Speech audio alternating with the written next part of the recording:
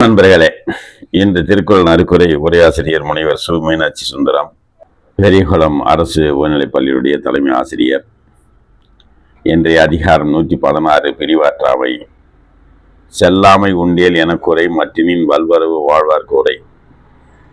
காதலியை காண விரைவது அவசியம். இன்கண் உடைத்தவர் பார்வல் பிரிவு அஞ்சும் புன்கண் உடைத்தால் புணர்வு.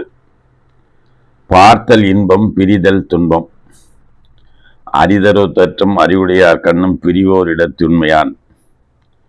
பிரிவை காதலி தாங்குவது அரிய செயல்.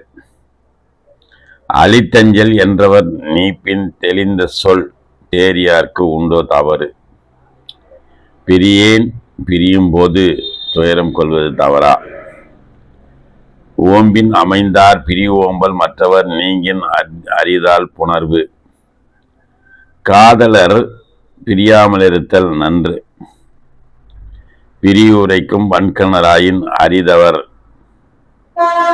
நல்குவர் என்னும் நசை. பிரிந்தால் வருவது ஐயம்.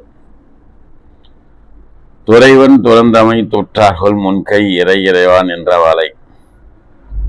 பிரிவு துயரை கழலும் வலையில் காட்டும். என்னாதி இனல் இல் ஊர் வாழ்தல் அதனும் இன்னாதி இனியார் பிரிவு. கணவரை பிரிந்து வாழ்தல் பெருந்துன்பம். தொழிற்சுடின் அல்லது காமநோய் போல விடிற்கடல் ஆற்றுமோ தீ.